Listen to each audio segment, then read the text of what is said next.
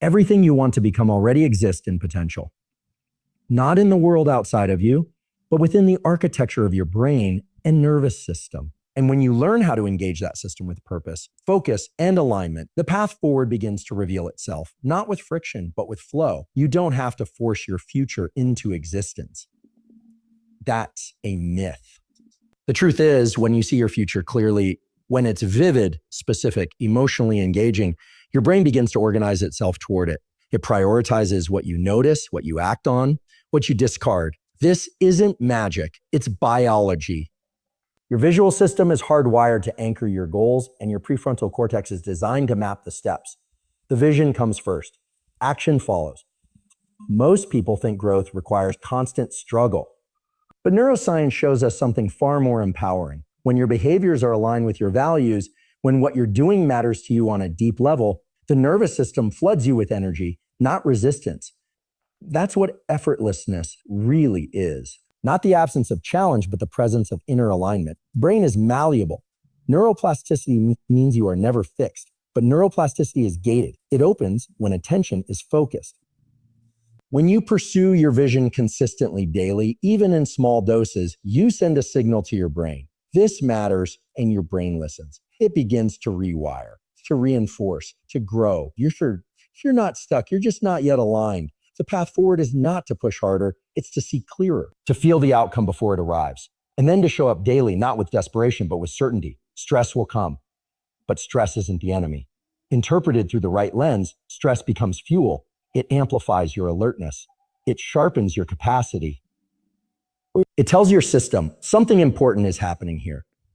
And when that signal is connected to a clear purpose, it drives transformation, not breakdown. So I ask you this. Can you picture your future so clearly that your body feels it now? Can you wake up and act like it's real before it arrives? If you can do that, your brain will catch up. Your biology will align. And growth, what once felt like a grind, will feel like grace. See your future. Not someday, now. Feel it. Choose it. Choose it. And your nervous system will begin to build it effortlessly, continuously, and in ways far beyond what you currently imagine. Because effortlessness is not the absence of work. It's the presence of divine alignment. Vision is the fundamental driver of all purposeful action. It's not merely the capacity to imagine, but the ability to create a detailed, emotionally compelling internal representation of a future state that the brain then begins to prioritize. Before any behavior can be consistently executed, the nervous system must first orient itself toward a goal. This orientation happens not by accident, but through vision, clear, focused, intentional vision. The human brain is visually dominant. Nearly half of the cerebral cortex is involved in processing visual information. But vision in this context goes beyond what is seen with the eyes. It includes what is envisioned with the mind. When you close your eyes and vividly imagine a future, a goal achieved, a skill mastered, a life transformed, you activate many of the same neural circuits as you would if the event were actually happening. The visual cortex lights up. The prefrontal cortex, the seat of planning, reasoning, and decision-making, engages. The limbic system, particularly areas like the amygdala and hippocampus, begins to encode emotional salience and memory connections. This is not hypothetical. It's biological priming. What you see in your mind consistently becomes what your brain begins to filter for in the world. The reticular activating system, a network of neurons located in the brainstem, plays a key role in this process. It acts like a gatekeeper for what you notice. Innate. Yeah. When a vision is emotionally charged and rehearsed regularly, the ROS begins highlighting opportunities, patterns, and behaviors that align with that vision, even ones you previously ignored. It's like tuning the brain's antenna to a specific frequency, making it more likely that you'll act in accordance with what you've envisioned. Action is downstream of attention, and attention is guided by vision. If your goals are vague, your actions will be inconsistent. But when you hold a sharp, emotionally charged image of your desired future, your nervous system treats that vision as something real and important. This prioritization begins to shape your behavior at a micro level. What you say yes to, what you say no to, what you endure, what you avoid. Over time, this accumulates into major life direction. Importantly, this is not about fantasy or wishful thinking. Vision isn't passive. It requires deliberate engagement. Neuroscience supports the practice of visualizing with specificity and emotion, ideally in a calm, focused state. When vision is rehearsed under conditions of attentional focus, the brain tags those representations as high priority. That internal prioritization system is what leads to consistency in external action. Even motivation, which many people chase as a prerequisite to doing the hard work, is often just the byproduct of a strong vision. When the brain perceives a clear and meaningful target, dopamine is released, not as a reward, but as a motivational signal that says, go, move forward. This is why people who are crystal clear about what they want tend to appear more driven. Their clarity triggers their chemistry. Their vision primes their action. Vision also affects persistence. In times of challenge, the ability to remember and re-feel the future you're aiming toward helps override the desire to quit. It acts as a regulatory mechanism for behavior, keeping you aligned with long-term outcomes rather than short-term comfort. This isn't abstract.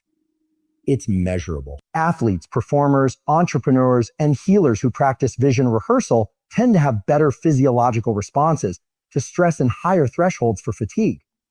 The body will often go where the mind repeatedly goes first. Seeing your future isn't optional if you want to create it. It's required. Vision sets the conditions for plasticity. It directs the energy of action. It filters your perception, strengthens your focus, and gives your nervous system a target to lock onto. Without it, action is scattered and results are random. But with it, action becomes coherent, and effort begins to feel like purpose in motion. Neuroplasticity, the brain's remarkable ability to change and adapt, does not occur randomly. It is experience dependent and requires specific triggers to activate. Among the most powerful of these is focused attention. When the mind locks onto a stimulus or an idea with intention and clarity, it sends a signal to the brain. This matters. That signal is what initiates the cascade of neurological changes that encode learning, build habits, and restructure identity. At its core, neuroplasticity is the brain's capacity to rewire itself based on what it repeatedly encounters and prioritizes. This process allows you to unlearn what no longer serves you and embed new patterns that align with your goals. But neuroplasticity is not on all the time. It is selectively engaged. Without focus, information comes and goes, bouncing off the surface of awareness. But when you bring conscious attention to a specific thought, task, or behavior, especially when paired with emotional relevance, you create the conditions for long-term change. Think of attention as a spotlight. Wherever that spotlight lands, the brain begins allocating resources, increasing neural firing, strengthening synapses, and triggering chemical messengers like acetylcholine and dopamine. Acetylcholine in particular plays a crucial role in sharpening attention and signaling the brain to begin encoding new information. Dopamine, released in response to progress or meaning, helps reinforce that encoding by attaching value to the experience. When you focus deeply on learning a skill or transforming a behavior, you essentially tell your nervous system, build more of this. Over time, the brain adapts by pruning away unused connections and reinforcing the ones that are active. This is why repetition alone is not enough. Mindless repetition creates fatigue, but deliberate, focused repetition creates change. The key is the quality of attention you bring to the process. In practical terms, this means multitasking is the enemy of transformation. When your attention is fragmented, your brain receives mixed signals about what to prioritize. You may be physically present, but neurologically disengaged. Deep focus, on the other hand, communicates urgency and importance to your system. That urgency opens the door to neuroplastic change. This is why focused attention is the gateway to mastery. It's not just about practicing more, it's about practicing with intention. States of focused attention also influence the timing and quality of brain plasticity. When you concentrate on a goal, your brain enters what's known as a heightened plasticity state, especially when there's a mix of challenge and belief in progress. These states are often accompanied by a mild increase in stress, which, when properly regulated, enhances learning and retention. The discomfort you feel when pushing your edge signals to your system that something important is happening, and the brain responds by encoding more deeply. But this process must be followed by rest. Neuroplasticity is triggered during focused effort, but it consolidates during periods of non-focus, especially sleep. This means cycles of deep focus followed by recovery are essential. Focus activates the changes, rest solidifies them. Skipping either disrupts the process or wastes. You can't grow your brain through intensity alone. It's the rhythm of focus and recovery that rewires you. The implications are profound. If you want to change your habits, your thinking, or even your identity, you must learn to direct your attention with precision. You must give your brain a clear signal of what to keep, what to discard, and what to amplify. The more consistent your focus, the stronger the structural and functional changes in your brain become. You begin to literally reshape the architecture of your mind. Focused attention is not just a tool, it's the ignition switch for transformation. Without it, even the best intentions remain dormant. But with it, your nervous system becomes an engine of growth, adapting, evolving, and expanding in response to the vision you hold and the effort you apply. Effortlessness is often misunderstood. People assume it means the absence of struggle or challenge, but in truth, it emerges from something much deeper: alignment. When your actions, values, purpose, and physiology are in harmony, effort begins to feel like flow. Tasks that once felt heavy or forced become energizing. This is not because they are easy, but because they resonate with who you are at the deepest level. Alignment doesn't remove difficulty. It transforms how you experience it. The nervous system is always scanning for coherence between what you think, what you feel, and what you do. When these domains are disconnected, resistance arises. You might feel tired for no reason, procrastinate on things you supposedly care about, or experience anxiety that doesn't match the actual demands of your environment. That friction is not a sign that you're broken. It's a signal that something in your internal system is misaligned. Who raised it? It's a form of biological feedback asking for clarity and course correction. Alignment, on the other hand, is what produces internal momentum. It's when your goals are not borrowed from others, but rooted in your own convictions. It's when your values are not just spoken, but lived. And it's when your vision for the future feels not only possible, but necessary. In this state, your mind and body begin to cooperate instead of conflict. Cortisol and adrenaline, when regulated properly, heighten focus instead of causing overwhelm. And dopamine becomes a guide, not a trap, pushing you forward because progress now feels meaningful, not hollow. Effortlessness begins to appear when you stop forcing what doesn't fit and start directing energy toward what deeply aligns. This shift can be subtle. It might look like saying no to opportunities that sound impressive but don't connect to your vision. It might mean reducing noise, both external and internal, so you can hear your own voice again. The nervous system responds to these choices. Clarity soothes it. People often chase motivation, not realizing that true motivation is a byproduct of alignment. When your actions are tethered to something that matters to you personally, something that you believe in, your system releases energy more freely. You no longer have to talk yourself into progress. Your biology begins to expect it. What once took discipline becomes a rhythm, and that rhythm, sustained over time, creates compounding momentum. There is also a neurochemical reality to this, and to T. When alignment is present, the brain interprets effort as investment, not punishment. This changes your relationship to challenge. Discomfort stops being a threat and starts being a signal of growth. In this state, you are not avoiding hard work. You are simply not burdened by unnecessary internal resistance. You're not wrestling with yourself every step of the way. And that's what creates the sensation of effortlessness. Not that there's no work, but that the work feels aligned.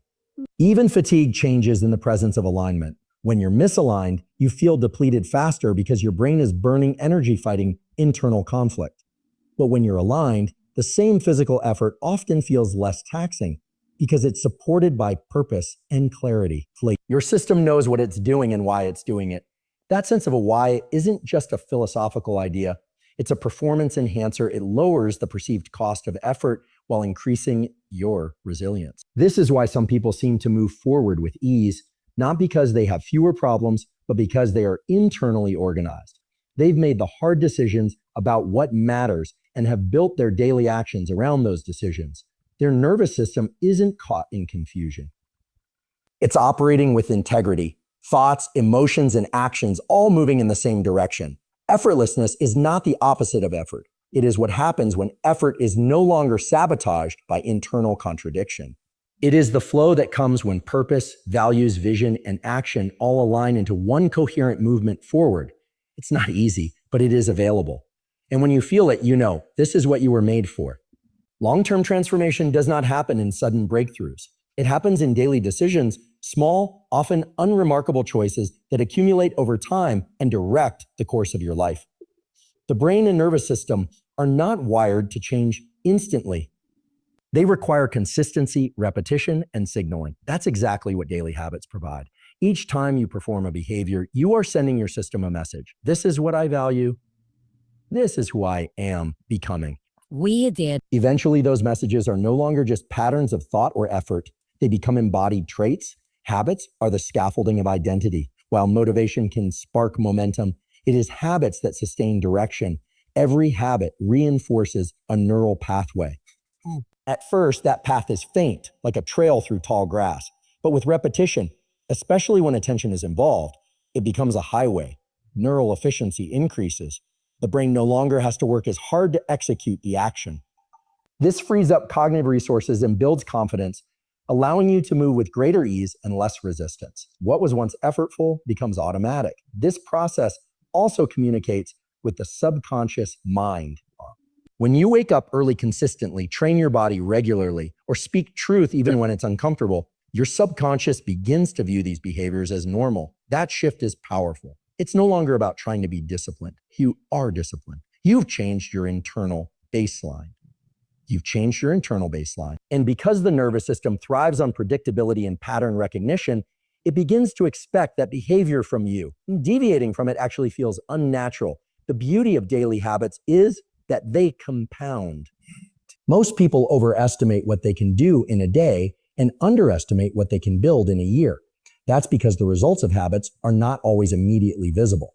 You may not feel different after meditating for 10 minutes or taking a cold shower or studying for 30 minutes.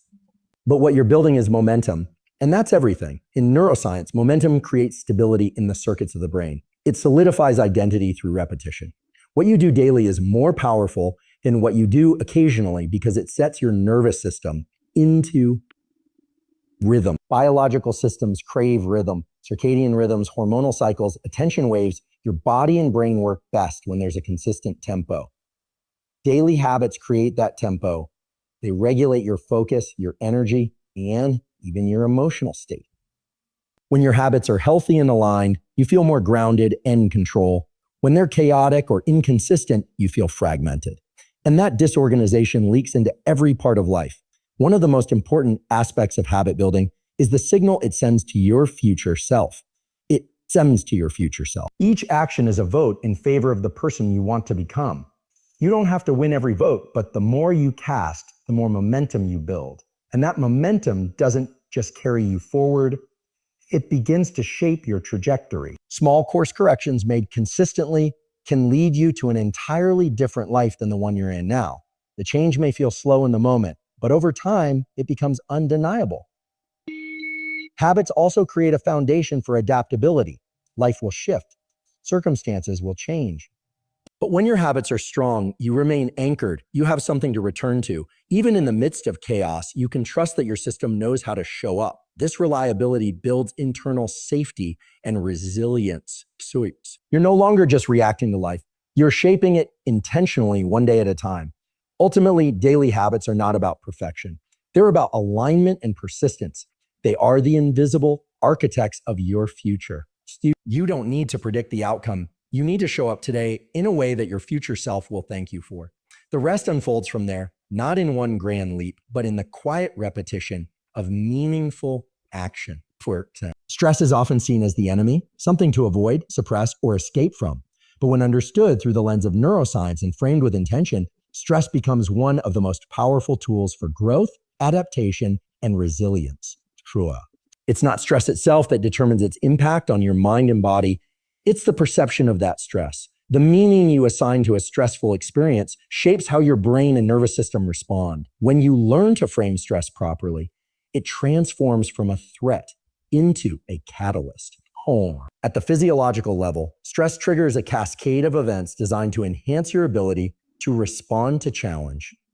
The release of cortisol and adrenaline, the quickening of your heart rate, the sharpening of focus, all of it is the body's way of saying something important is happening. Pay attention. These responses are not inherently negative. In fact, they are essential for performance, learning, and neuroplasticity. Without stress, the brain has no signal to change. It requires challenge to know what circuits to strengthen and what behaviors to reinforce. When stress is framed as danger, the nervous system enters a defensive mode. It constricts attention, narrows perception, and increases fear-based responses. This can lead to overwhelm, avoidance, and even shutdown. But when stress is framed as preparation, the same physiological responses serve a very different purpose. The increased heart rate is now fuel. The focused attention becomes clarity. The surge of energy becomes readiness. The framing is what creates the shift. This is not about ignoring pain or pretending discomfort doesn't exist. It's about recognizing that stress is part of the process of becoming. If you want to build strength, you stress your muscles. If you want to sharpen your mind, you stress your cognition. If you want to evolve your identity, you must step into environments that stretch your nervous system beyond its current limit. Growth lives at the edge of discomfort, and stress is the signal that you're standing at that edge. The nervous system remembers how you respond to stress. If you consistently collapse under it, the brain learns to associate challenge with defeat. But if you show up with intention, reframe the discomfort as necessary, and move through it with presence, the brain adapts accordingly. It begins to encode that stress equals expansion. That's how resilience is built, not by avoiding the hard things, but by meeting them with the right mindset. This framing also affects long-term health. Chronic, uncontrolled stress can be damaging, but acute, well-regulated stress, especially when followed by recovery, enhances immune function, increases mental agility, and deepens emotional strength. The difference lies in whether the stress is integrated or resisted. When you face a challenge and interpret it as an opportunity to grow, you release a different pattern of neurochemicals. Dopamine begins to rise, not because the task is easy, but because progress becomes visible. That chemical shift creates forward momentum and motivation. There's also a spiritual dimension to stress when framed properly. It forces you to clarify what matters. It strips away the superficial and reveals your deeper values. In moments of pressure, you meet parts of yourself that are often hidden, your fears, your doubts, but also your courage, your capacity, and your commitment. These moments become thresholds, and crossing them reshapes not just your nervous system, but your identity.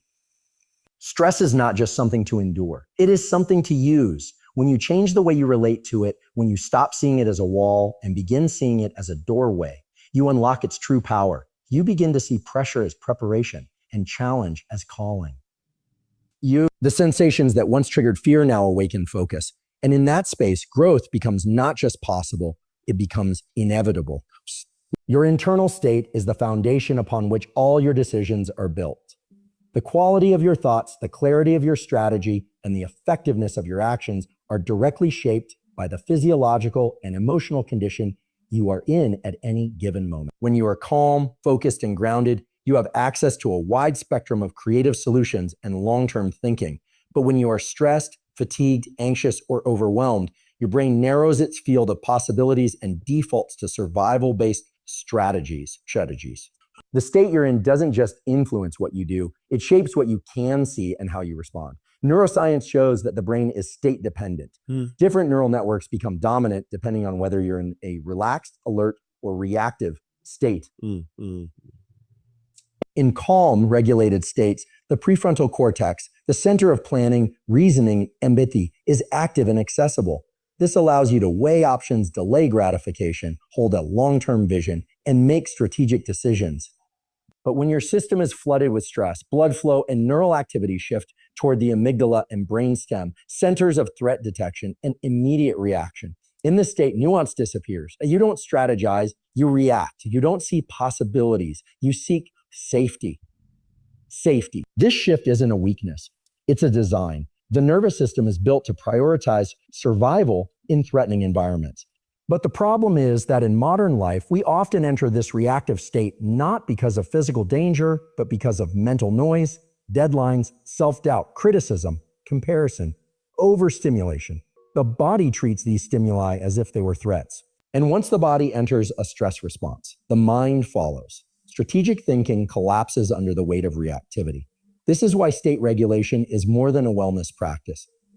It's a performance skill. If you can shift your internal state deliberately, you can access different levels of strategy and insight. Breath work, movement, cold exposure, stillness, and intentional reframing are not luxuries. They are tools that change your biochemistry in real time. They calm the stress response, restore nervous system balance, and re-engage the higher order centers of the brain. From that place, you don't just feel better, you think better, you see differently, you create more intelligently. Many people try to solve their problems by focusing on tactics. They change their schedule, switch routines, or consume more information. But if their internal state remains dysregulated, even the best tactics won't land. Strategy becomes distorted when seen through the lens of urgency or fear. You might convince yourself you're being logical, but if your body is in a threat response, your logic is being filtered through anxiety. The real shift happens not by changing the plan, but by upgrading the state from which the plan is made. This also applies to leadership, relationships, and creativity. When you walk into a conversation with a calm and open nervous system, you communicate differently. Your tone changes, your presence shifts, and the energy you bring influences everyone around you. In a state of grounded clarity, you can hear more deeply, respond more wisely, and hold tension without needing to control it. That level of inner regulation makes you not just a better communicator, but a better strategist, because you're not just reacting to what's happening, you're creating from within. Your state is your leverage. If you want to shift your life, don't just ask what to do next. Ask who you need to be in this moment, and then bring your nervous system into alignment with that identity. This isn't about suppressing emotion or faking positivity. It's about cultivating the internal conditions that allow your best thinking and clearest insight to emerge. Strategy flows from clarity. Clarity flows from regulation. And regulation begins with awareness and intentional practice. If you want a different result, start with your state. Because from that state, new strategies will appear, ones that wouldn't have been visible before. Your physiology is not a background player. It's the stage upon which your entire future is being built. Belief is not just a concept. It is a neurological command. What you believe sends signals deep into the architecture of your nervous system, influencing everything from your perception of possibility to your body's physiological readiness to act. It shapes your attention, calibrates your emotions, and determines which internal circuits are strengthened or suppressed. Belief is not abstract, it is embodied. And when a belief is strong and coherent, it becomes a lever, something that can shift the direction of your entire life. In the brain, belief functions as a filtering mechanism. Out of the millions of sensory inputs your system receives every second, belief determines what gets noticed and what gets ignored. This is known as top-down processing. And your beliefs create expectations, and your expectations influence your interpretation of reality. If you believe you are capable, your brain begins scanning your environment for evidence to support that belief. If you believe you're stuck or broken, your brain will confirm that too. Not because it's true, but because belief shapes perception. This neurological filtering system is powered by networks in the prefrontal cortex and limbic system. These areas are involved in executive function, emotional evaluation, and prediction. When a belief is deeply held, whether empowering or limiting, it literally primes your system to act in accordance with that belief. This is why two people can face the exact same challenge and have completely different experiences. One sees opportunity, the other sees threat. It's not the event, it's the internal frame that belief creates. Beyond perception, belief also directs behavior.